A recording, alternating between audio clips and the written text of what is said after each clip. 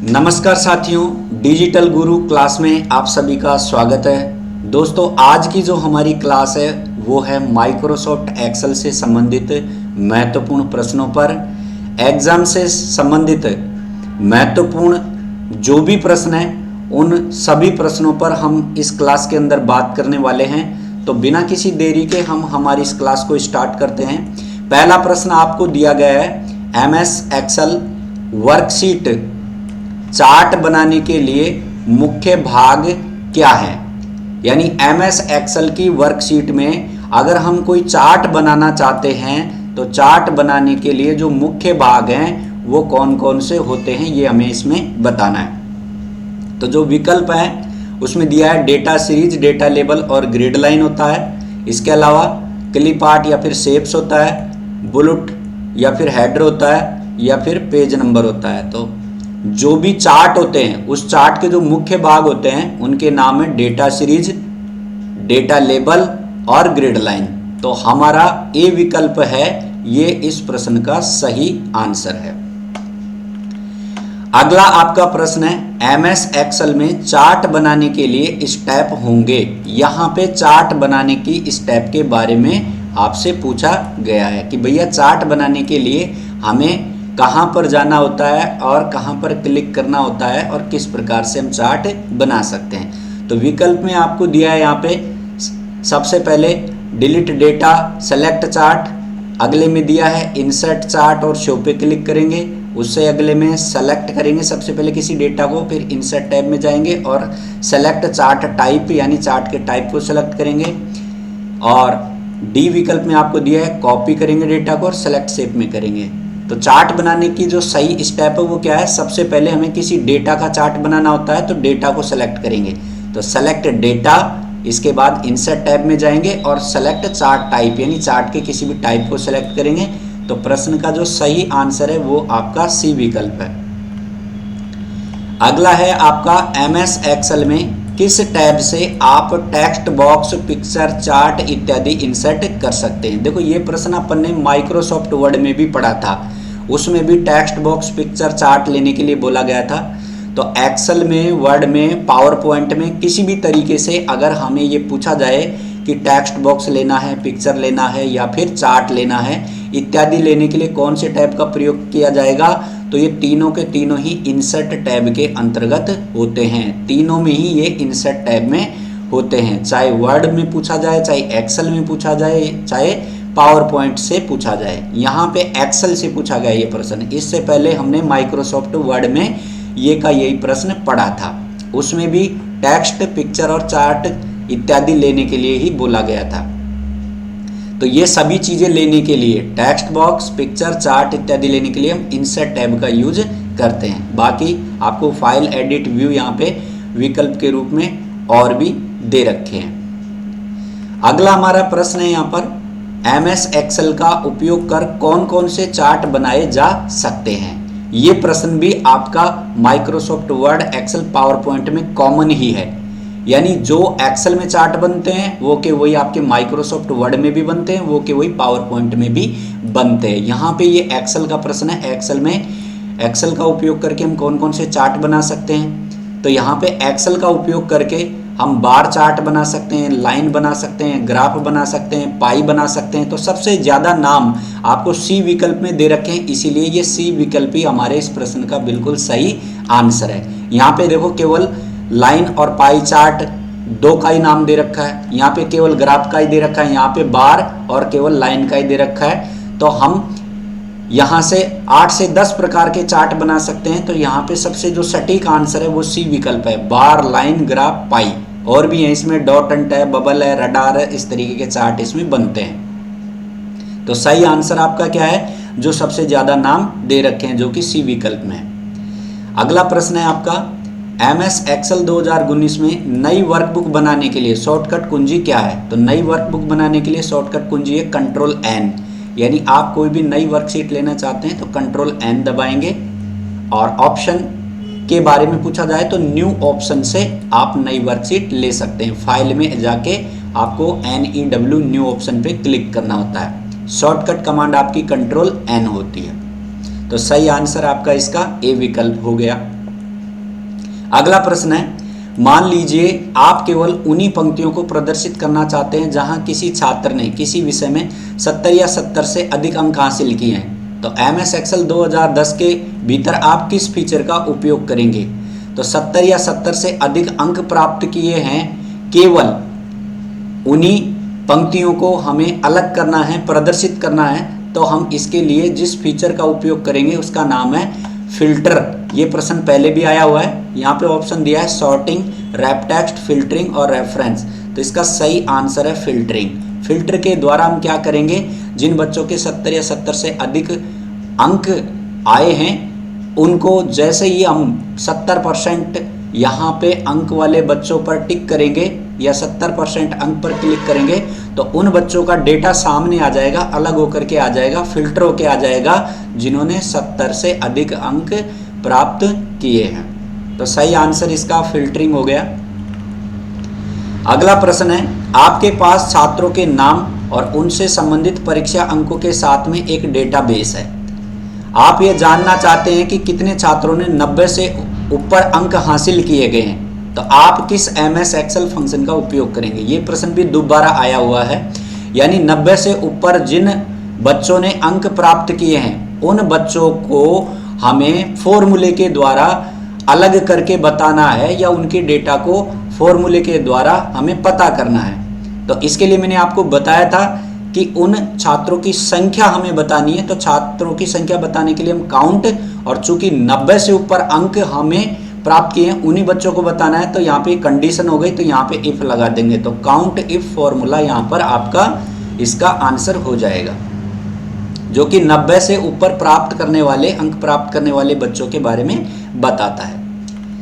अगला हमारा प्रश्न है, नीचे दी गई तालिका का सही मिलान कीजिए। ठीक है, तो इस प्रश्न का जो आंसर है वो आपका क्या है? डी विकल्प। ठीक है, यानी फर्स्ट माइक्रोसॉफ्ट वर्ड है। ठीक है, इस माइक्रोसॉफ्ट वर्ड है, ये माइक्रोसॉफ्ट वर्ड है, ये क्या बनाता है? ये आपका डॉक्यूमेंट क्रिएशन फॉर्मेटिंग का काम करता है। तो यहाँ पे आप देखेंगे कि जो फर्स्ट दे रखा है उसके अंदर आपका डी विकल्प आएगा। तो माइक्रोसॉफ्ट वर्ड का संबंध किससे है? डॉक्यूमेंट क्रिएशन फॉर्मेटिंग से। तो फर्स्ट का 4 हो गया ये। इसके बाद दूसरा है स्प्रेडशीट संपादित करना, तो ये माइक्रोसॉफ्ट एक्सेल से होता है। तो पी का संबंध यहाँ पे हो गया माइक्रोसॉफ्ट एक्सेल से।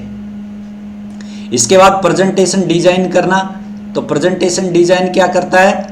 ये आपका डिजाइनिंग ए प्रेजेंटेशन, प्रेजेंटेशन को डिजाइन करता है। तो तीसरे का आपका क्या हो गया? तीसरे का क्यों का आपका क्या हो गया? क्यों का आपका 3 नंबर हो गया। और इसके बाद में माइक्रोसॉफ्ट डॉक्यूमेंट की रचना का प्रारूपण, डॉक्यूमेंट की रचना का प्रारूपण, तो ये आपका डॉक्यूमेंट क्रिएशन एंड फॉर्मेटिंग हो गया। तो यहाँ पे देखो इन्होंने क्या किया है, यहाँ पे इन्होंने सामने नहीं लिखा है ऑप्शन को, यहाँ पे इन्होंने 1 फिर P फिर सेकंड फिर Q फिर थर्ड फिर R ऐसे दे दिया यहाँ पे।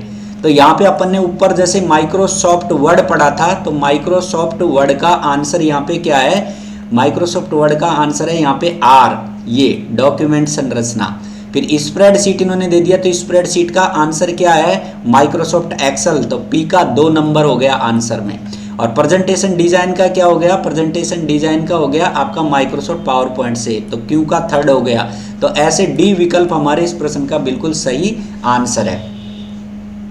तो ये प्रश्न आपको समझ में आ गया होगा। माइक्रोसॉफ्ट वर्ड का काम क्या होता है? डॉक्यूमेंट की रचना करना। स्प्रेडशीट बनाने से संबंधित माइक्रोसॉफ्ट एक्सेल का काम क्या होता है? तो इसका काम होता है स्प्रेडशीट संपादित करना। और प्रेजेंटेशन डिजाइन करने का काम किससे होता है? माइक्रोसॉफ्ट पावर पॉइंट से होता है। अगला हमारा प्रश्न है, MS एक्सेल 2010 में निम्नलिखित में से कौन सा चार्ट का प्रकार नहीं है? तो यहाँ पर एरिया, रेक्टेंगल, पाई, लाइन ये आपको दिए हैं। तो पाई चार्ट होता है, लाइन भी होता है, इसके अलावा एरिया भी होता है। इसने पूछा कौन सा चार्ट का प्रकार नहीं है? तो रेक्टेंगल है, ये चार्ट का प्रकार नहीं है। बी विकल्प हमारे इस प्रश्न का आंसर है। अगला प्रश्न है MS एक्सेल 2019 में गिनता है जो खाली नहीं है, यानी आपसे यहाँ पे एक फॉर्मूले के बारे में पूछा गया है कि MS एक्सेल में कौन सा एक ऐसा फॉर्मूला है जो कि जो सेल खाली नहीं है उसकी गिनती करता है, वो फॉर्मूला कौन सा है। तो यहाँ पे काउंट ओ दिया है, काउंट ब्लैंक दिया है, काउंट ए दिया है और वी लुकअप दिया है, वी लुकअप ओ। तो इसका जो सही आंसर है वो है आपका count A. Count a formula ऐसा फॉर्मूला है जो कि एक्सेल के अंदर जो खाली सेल होती है जिनके अंदर कुछ भी लिखा नहीं होता है उसकी गिनती करके बताता है।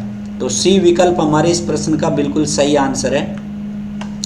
अगला प्रश्न है सेल की रेंज के लिए सेल रेफरेंस जो कि B1 से प्रारंभ होकर के G तक और नीचे 10 तक जाता है, इसके लिए सही सेल का एड्रेस बनेगा या सही सेल का एड्रेस लिखा जाएगा। कैसे लिखा जाएगा? जो माइक्रोसॉफ्ट एक्सेल के अंदर सेल की रेंज B1 से प्रारंभ होती है और G10 पर खत्म होती है, तो उसके लिए जो सेल का रेंज बनेगा फॉर्मूले में वो क्या बनेगा? वो बनेगा आपका B1 से G10। तो यहां पे इसका सही आंसर हो गया B1 से G10, सी विकल्प, B1 से G10। अगला हमारा प्रश्न है MS एक्सेल 2010 में खाली स्थान एक गोलाकार आकार का चार्ट है। यहां पे आपको चार्ट का नाम बताना है। तो ऐसा कौन सा चार्ट है जो कि गोलाकार आकार का होता है और जिसे संख्यात्मक अनुपात का वर्णन करने के लिए स्लाइस के रूप में विभाजित करके और प्रदर्शित किया जाता है।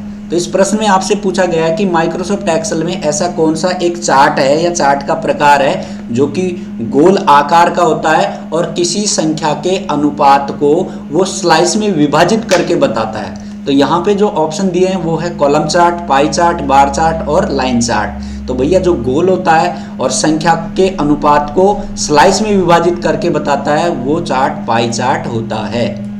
तो ये आपको पता होना चाहिए। अब यहाँ पे लाइन चार्ट का भी कई बार एग्जाम में प्रश्न आया है कि लाइन चार्ट का उपयोग किस लिए किया जाता है। तो लाइन चार्ट का उपयोग किया जाता है किसी भी संख्यात्मक मान को या किसी भी संख्यात्मक मान को बताने के लिए, संख्यात्मक मान के अनुपात को बताने के लिए। और जो गोलाकार होता है वो तो होता है पाई चार्ट। और लाइन चार्ट जो होता है इसका यूज किया जाता है समय के बढ़ते रुझान को बताने के लिए। लाइन चार्ट का यूज क्या है? समय के बढ़ते रुझान को बताना। अगर ये प्रश्न आ जाए तो ध्यान रखना है, समय के बढ़ते रुझान को बताना। समझ में आ गया होगा आपको, ठीक है। तो ये आपको लाइन चार्ट का भी ध्यान रखना है। अगला प्रश्न है आपका MS एक्सेल में यदि किसी सेल में सामग्री बड़ी है और सेल में दिखाई नहीं देती है तो हम खालिस्तान का उपयोग कर सेल में दिखाई जाने वाली सभी सामग्रियों को कई लाइनों पर प्रदर्शित करके देख सकते हैं। तो अब यहाँ पे उस फंक्शन का नाम पूछा गया है कि जब आप किसी सेल में कोई डेटा को लिखते हैं माइक्रोसॉफ्ट एक्सेल के अंदर तो वो बड़ी होने के कारण प्रॉपर दिखाई नहीं देती है। तो हम क्या कर सकते हैं? उस डेटा को फिर कई लाइनों में प्रदर्शित करके देख सकते हैं। तो उसके लिए कई लाइनों में देखने के लिए हम कौन से फंक्शन का प्रयोग करते हैं ये आपसे पूछा गया है, ठीक है। तो यहाँ पे जो ऑप्शन दिया है वो है mail merge, insert cell, fit cell on one page और रैप टेक्स्ट। तो अलग अलग लाइनों में किसी बड़े डेटा को तोड़ करके देखने के लिए हम रैप टेक्स्ट फंक्शन का प्रयोग करते हैं। तो इस प्रश्न का सही आंसर है रैप टेक्स्ट। अगला प्रश्न आता है आपका MS एक्सेल 2010 में यदि आप किसी विशेष सेल में एक फॉर्मूला लागू करते हैं और जहां पर की संख्या बड़ी होती है वहां पर परिणाम हैज में प्रदर्शित होता है, तो इसका मतलब क्या है? ये जो किसी भी सेल के अंदर हम कोई फॉर्मूला लागू करते हैं और उसका जो परिणाम है वो आपका इस तरीके से हैज में दिखाई देता है, यानी सही उसका रिजल्ट हमें दिखाई नहीं देता है, तो इसका मतलब क्या है ये आपसे पूछा गया, ये क्यों दिखाई देता है ऐसे, हैज एज के अंतर्गत। तो यहां पर विकल्प दिए हैं, आप गलत फॉर्मूला लगा रहे हैं इसीलिए, आपका फॉर्मूला लॉजिकल गलत है इसीलिए, आप फॉर्मूले को फॉर्मूला बार में नहीं डाल सकते इसीलिए, या फिर फॉर्मूले का परिणाम सेल में प्रदर्शित करने के लिए बहुत बड़ा है इसीलिए।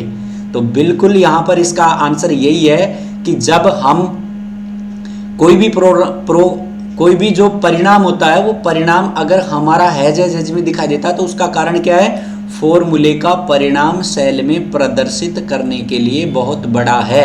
तो जब सेल की चौड़ाई से बड़ा मैटर हम यहां पर ले लेते हैं तो फिर वो हमें प्रॉपर दिखाई नहीं देता, वो हैज के अंदर हमें दिखाई देता है। तो इस प्रश्न का जो सही आंसर है वो आपका डी विकल्प है, फॉर्मूले का परिणाम सेल में प्रदर्शित करने के लिए बहुत बड़ा है, वहां पर उसको प्रॉपर जगह नहीं मिल रही है, स्पेस वहां पर कम है, इसीलिए ऐसे ये दिखाई देता है।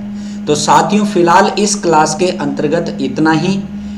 उम्मीद है कि ये क्लास भी आपके लिए काफी इंफॉर्मेटिव है। आप 2 से 3 बार इस क्लास को देखें, सभी जो प्रश्न है ये एग्जाम की दृष्टि से वेरी इंपॉर्टेंट है। तो हमारी ये जो क्लास है इसमें इतना ही, मिलते हैं नेक्स्ट एक और इंफॉर्मेटिव क्लास के अंतर्गत, तब तक के लिए जय हिंद।